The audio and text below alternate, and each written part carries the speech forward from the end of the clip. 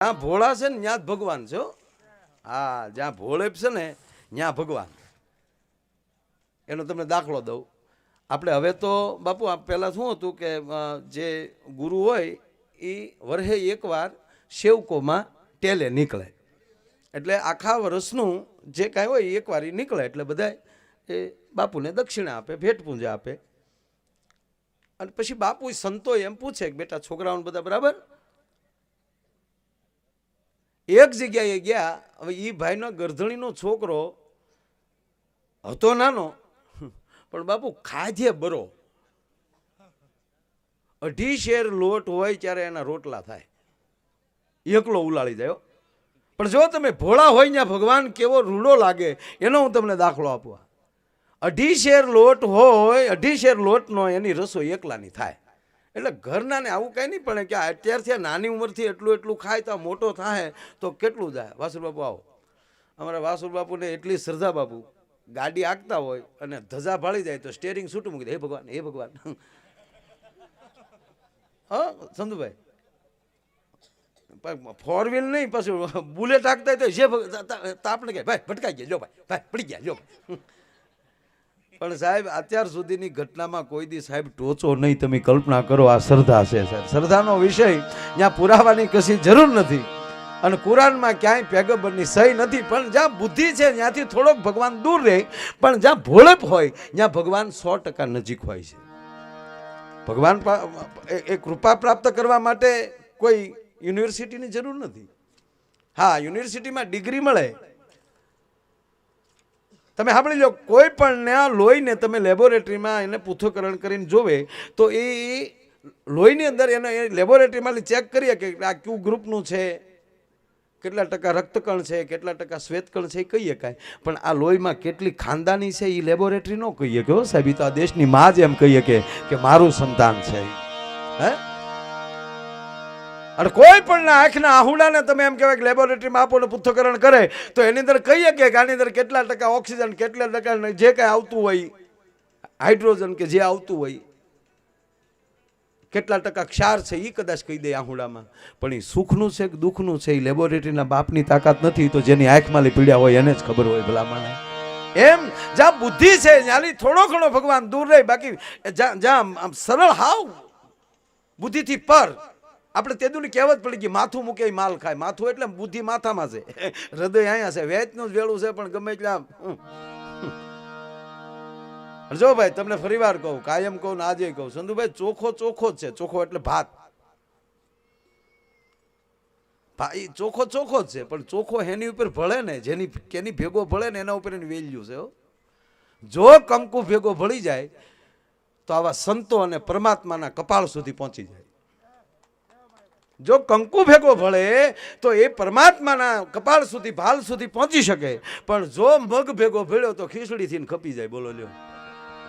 એમ માણા હશે, પણ કોની ભેગો ભળે એના ઉપર આધાર છે સાહેબ.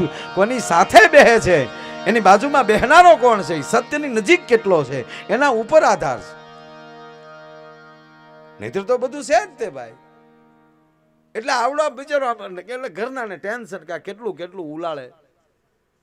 એમાં બાપુ આવ્યા, કોઈ સંત એના ગુરુ, એટલે કીધું કે ક્યાં બાત હે બેટા, કે બાપુ બાત તો બીજી નહીં, આ છોકરા હે ને મારા દીકરા ખાય બહુ જાતા હે, તો થોડાક દી તમે એને હારે લેતા જાઓ ને તો થોડો કંઈક ભજન કોઈ વળે, ભોજન માલી ભજન કોઈ વળે. એટલે ઓલા છોકરો તે પાછો હાવ છૂટ દડી, ચાલ બચ્ચા આના છે, અહીંયા તો કાંઈ કામ નહીં હે બાપુ, અહીંયા તો મારા દીકરા પાણી વળાવતા હે બાપુ. તો ચાલ બેટા કે બાપુ આવું ભલે, પણ ઘરના ભલે કે બધા, પણ ખાવા જો હેવો. અરે બેટા આશ્રમ में थोड़ी कमी होती है, આના ઝપટ કરના. હારે લઈ ગયા. અને પછી આને તો ભાઈ નામ જ અઢિયો પાડી દીધેલો. 2.5 શેર લોટ ખાય એટલે બાજરો બાપુ જોવે ને અઢિયો જ નામ પડી ગયેલું એનું. એટલે આશ્રમમાં મળ્યો જમાવટ કરવા, અને એમાં એકાદશી આવી. એટલે એકાદશીની આગલી રાતે બધાને સેવકોને બોલાવીને બાપુએ કીધું ગુરુજીએ કે બલ બેટા કલ એકાદશી है, सबको उपवास करना है,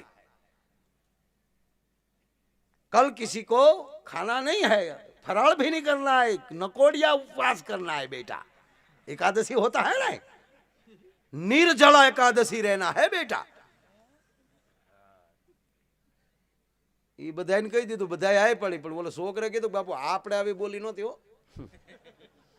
આપણે 2.5 શેર આપણું નોખું કાઢ નાખો કે બેટા आश्रम में रहना, का आश्रम रहना है तो बापू आ उपड़े, अरे ना ना बेटा जाने का नहीं,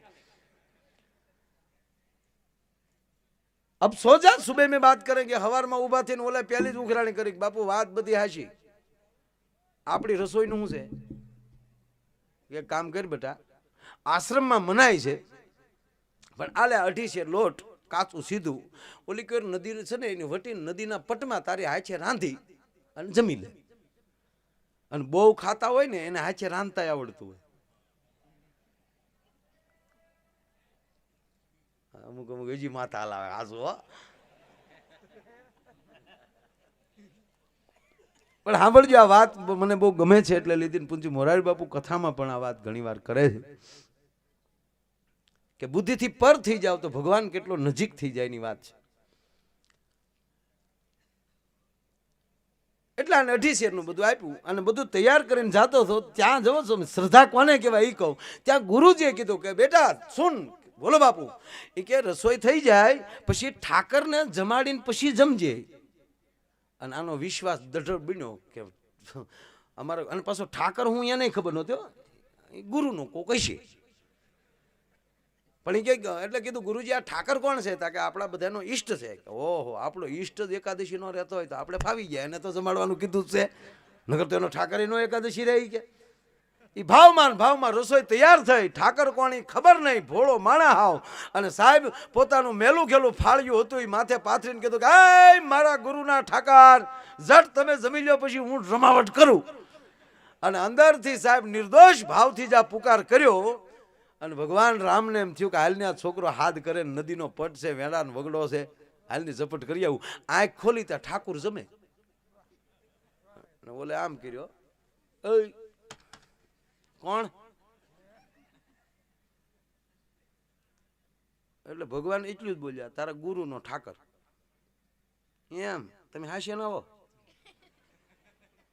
અને ઠાકર ખાવા બે પછી ખામી રે, 2.5 શેર ઉલાડી ગયો ઠાકોર, પછી તો ઘણું ઓલો બોલ્યો, પણ પછી ઠાકોરે એવું કીધું કે મને જમતા જમતા બોલવાનું નિયમ છે, આ તો પહેલા તને મેં ખાલો પરિચય આપી દીધો, હવે જમતી વખતે મને બોલાવતો, પણ ઓલો જે લેવો એ વાહે વધવા તો દે, એ વાહે વધવા દે, મેં રાંચ્યું મેં, પણ ભગવાન ઉલાડી ગયા, આને એકાદશી થઈ, પાછી બીજી એકાદશી આવી એટલે ગુરુને કીધું કે 5 શેર પૂરું, કે કેમ, કે તારો ઠાકર ડો હાશન ખાઈ ગયો, અહીંયા ગુરુ પાસે બુદ્ધિ છે, સમજાતું નથી, એને એમ થયું કોઈક મિત્ર મળી ગયો છે, કાંઈ વાંધો નહીં 2.5 શેર લઈ જા, 2.5 શેરની રસોઈ તૈયાર કરીને માથે તમને કોઈ પાછું ફાળ્યું ઠાકીને કીધું હે મારા ગુરુના ઠાકર તો આજ બેયનું રાંધ્યું છે, તો ભગવાન ક્યારે થયા ને માં સીતાજીએ કીધું કે ઓલી એકાદશી એકલા ઝપટ કરી આવ્યા હતા, ક્યાં હતા કે બેયનું રાંધ્યું છે, વ્યા જાઓ, આંખ ખોલી તા બે બેઠા, વાહ વાહ, એ ઠાકર હા કોણ છે આ જગમગ હું છે, એટલે ભગવાને ઈશારો કર્યો કે લે મારા ગુરુનો ઠાકર પરણેલો છે, ખા મારા ગુરુ અમથા વળ ખાય એમ કયો નથી,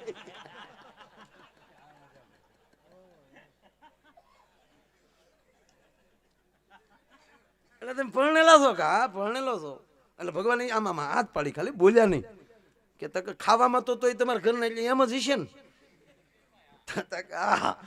એ બાપુ બે ભગવાન રામ અને માં જાનકી એ આખી રસોઈ ઉલાડી ગયા, અને બીજી એકાદશી થઈ, અને ઓલો ખીજાણો એ તમારો ઠાકર કેવો છે, એકને કહે મારા વાલીડા બે આવે એ ભાઈ, અને પ્રભુ આ વખતે મને એ 7.5 શેર આપજો, એ ડોહો પરણેલો છે, બે આવ્યા હતા, ગુરુને એમ થાય છે કે આને મિત્રો વધે છે, બીજું કઈ બીજું તો શું હોય, ઠાકર કઈ રીતે આવે, પણ આ બરોબર ત્રણેયની રસોઈ તૈયાર કરીને કીધું કે એ મારા ગુરુના ઠાકર એના ઈ વયાવો, એ તૈયાર થઈને માં જાનકી ભગવાન રામ આવતા હતા, એટલે લક્ષ્મણજીએ કીધું કે આમ જો 14 વર્ષ એવા મેં કર્યો, અને અત્યારે એકલા ઝપટ કરી આવ્યો, તક જો લક્ષ્મણ વાત થાય છે પણ ઓલો બટક બોલો છો, તું રીહનું જાળું, પછી કઈ યજમાનની ઘરે જઈને બધાય નહીં, યજમાન હારો મળ્યો છે ભાવિક માણસ, મૂંગું મૂંગું ખાઈ લેવાનું. પૂછ તારી માને. મેં કોઈ બોલ્યો જ નથી.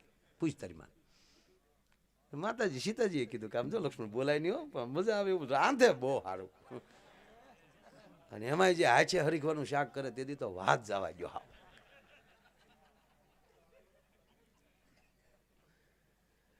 આને એમ થયું કે બે જણા આવશે ને 7.5 શેરનું જ્યાં તૈયાર કર્યું અને કીધું કે હે મારા ગુરુના ઠાકર એના ઈ પધારો. અને આંખ ખોલી તા તૈણ હો. આનો મગજ ગયો કે ભાઈ એ ઠાકર બાપુ આ રે કોણ છે? તમારો ભાઈ. એ ડોળા કાઢીમાં ખાઈ લે સાનમન ખાઈ લે. લેતા જ આવે લંગરિયા બધા હારો હાર હમણાં ખાઈ લો. તમારે ભૂખ્યો મારી જ ના ખાઈ જાઓ જાઓ. ફરી વાર ગુરુને કીધું 10 શેર પૂરું આપજો. કેમ તક એનો ભાઈ હારે આવ્યો છે. ગુરુને હજી એમ છે કે એને મિત્રો વધે છે, બીજું કઈ છે નહીં. અહીંયા જ બરોબર એમ કહેવાય 10 શેરનું એમ કહેવાય જ્યાં તૈયારી કરી રસોઈ તૈયાર કરીને બેઠા. એ મારા ગુરુના ઠાકર એના ઈ પણ આ વખતે છે ને રાંધ્યું નહીં. કાસા સીધા ઉપર રૂમાલ ઢાંકીને બેઠો. એ વિયાવો બાપા વિયાવો.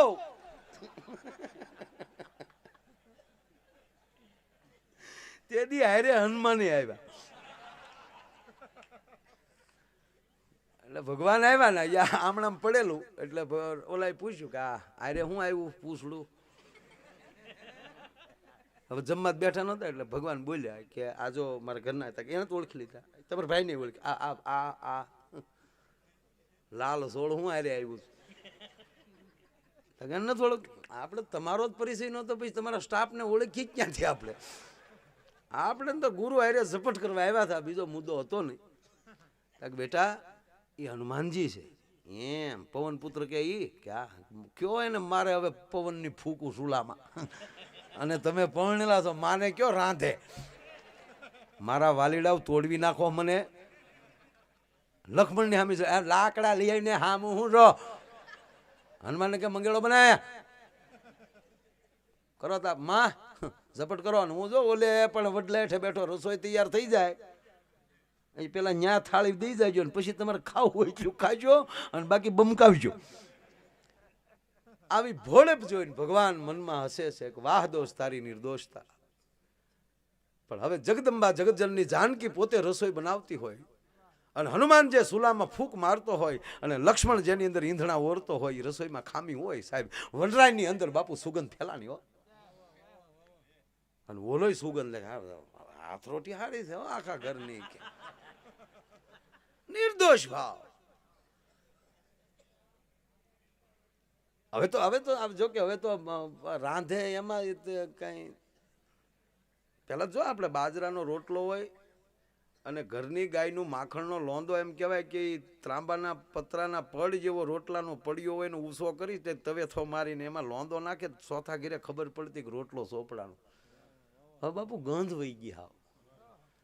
કારણ કે બબડચ્યું રાંધ્યું હોય.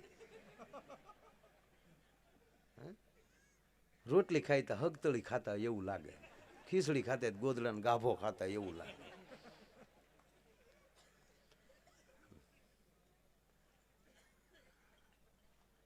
એસી વર્ષે જાનમાં જાય ને ઈ પાછા જલેબીઓ ખાય. મને તો ઈ થાય.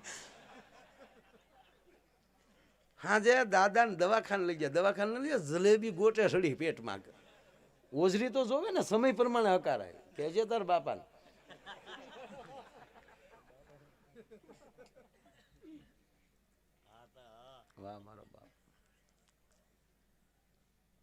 સુગંધ એટલી ફેલાણી પણ ઓલો ઉતાવળો છો. કારણ કે સુગંધ આવે ને એટલે ભૂખ વધારે લાગે. ન્યાલી હાકલા મારે એ રસોઈ થઈ જાય ત્યારે ક્યાં જાવ. રસોઈ તૈયાર થઈ પછી કીધું બેટા હવે અમે રસોઈ બનાવી ને કે હા તમે જ બનાવી. તો હવે અમારે અમારા ઠાકુરને બોલાવવો પડે. હજી તમારી માથે એક ઠાકુર આવે તો આજે મારે એકાદશી માનવાની ને બાપા કે. પણ ભગવાન રાઘવેન્દ્ર સરકાર માં જગદંબા જગતજનની જાનકી લક્ષ્મણજી મહારાજ અને હનુમાનજી મહારાજ એ ભેગા થઈને જ્યાં ભગવાન શિવને આરાધે છે, અને શિવ ફૂલ ફેમિલીમાં, ભોળાનાથ, માં ભગવતી, ગણપતિ, કાર્તિકેય, ઉંદરડ્યો, સિંહ, પોઠિયો, મોરલો, હારે ઓલા ગણ, સિંગી, ભીંગી, ધીંગી, પાતળી, ગણના નામ છે તને ખબર ન હોય, લખેલા નથી.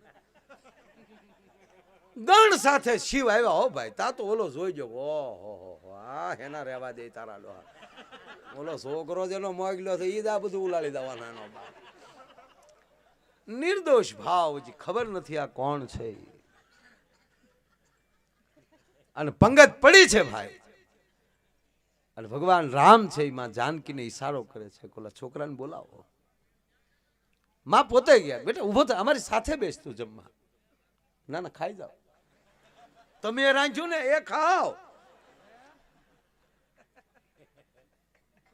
લક્ષ્મણજી નો મગજ ઊભું થાય ને વળ ખાતે, એ ડોળા કાઢતો ને ભાઈ, રાંધ્યું તમે પણ કાસુ સિંધુ મારું છે હો. હનુમાનજીએ જઈને ફોહલાવીને એને બાજુમાં લાવે છે, પણ માં જા બાવડું પકડે એટલે સ્મૃતિ આવે છે, આ કોક છે, કાંઈક છે. અને ધીરે ધીરે જેમ જેમ બાજુમાં આવે છે અને ભાવના વધતી જાય છે, અને ભાવનામાં ભાવના વચ્ચે ઉભો ઉભો એટલું કે આપ પેલા આરોગી લ્યો પછી હું જમીશ. અને બધાય જ્યાં પ્રસાદ લે છે, અને છેલ્લો એક કોળિયો હાથમાં લઈને માં જાનકી પોતે એમ કહે છે કે લે બેટા, અને જાય મોઢું ખોલે અને માનો હાથ જામ હોઠે અડે અને સ્મૃતિ થઈ ગઈ. હવે તો આળોટે છે અટક્યો, પ્રભુ મને માફ કરજો. નહીં માગી લે બેટા, હવે આમાં શું માગવાનું હોય, પણ માગું એટલું કે હજી મારા ગુરુ સાચું માનતા નથી, અને જ્યાં સુધી મારા ગુરુને લઈને ન આવું ત્યાં સુધી જાવ તો તમને રામ દુઆય છે. અને અઢીએ દોઢ દીધી ભાઈ હો. ગુરુજી ગુરુજી શું થયું બેટા? કેતુના એકાદશી રહ્યો છો ને, હાલો આજ એકાદશી નું ફળ દેખાડું તો છે શું, એકવાર આવો. પણ દીકરાનો ભાવ જોયો, આંખમાં આહુડા જોયા, ગુરુ મનાઈ ન કરી શક્યા. આજ ગુરુનું બાવડું પકડીને શિષ્ય દોડ્યો આવે છે, અને આમ જા જોયું તો ભગવાન બે પંચાયતો બેઠેલી, શિવ પંચાયત ને રામ પંચાયત. એમાં તાલુકા પંચાયત ને જિલ્લા પંચાયત નું કાંઈ ન આવે. બે જ દેવોમાં બે જ પંચાયત બોલવામાં આવે છે, રામ પંચાયત અને શિવ પંચાયત. અને આ બે પંચાયતમાં શીખવા જેવું છે. શિવ પંચાયતમાં તમે જુઓ તો બધું એકડે એકથી ઉંદરડ્યો આડોવળો થાય એટલે ભોળાનાથનો નાગ દાદો એમ કે હલ્યો તો ઉપાડ લે, એટલે એ શાંતિથી બેસી જાય. નાગ દાદો કાંઈક આડોવળો થાય એટલે કાર્તિકીનો મોર એમ કે આડોવળો છે તો હું ઉપાડી લે. હા, ભોળાનાથનો પોઠિયો કાંઈક આડોવળો થાય તો ભવાનીનો સિંહ ત્રાળ નાખે તો પોઠિયો થઈ ગઈ. બધાય અંકુશમાં છે. જે પરિવાર એકબીજાના અંકુશમાં રહી શકે એ જ જીવની પંચાયતમાં બેસી શકે. અને જે જીવ આ બીજી પંચાયત મૂકીને આ પંચાયતમાં બેસી જાય તો એ પરમ પંચાયત પામી શકે, બીજો કોઈ રસ્તો નથી સાહેબ. તો શિષ્યમાં જો આ ભોળેપ હતી તો ગુરુને પણ એમ કહેવાય કે શિવ અને રામના દર્શન કરાવ્યા. કહેવાનો અર્થ, હજી મેં પ્રોગ્રામ ચાલુ નથી કર્યો, આ તો વાત એટલું જ કરતો, ગુરુ શું કરી શકે, એક સામાન્ય જીવને પણ શિવ સુધી પહોંચાડી શકે. ગુરુ દર્શક છે, ગુરુ એક આંખ આપે છે.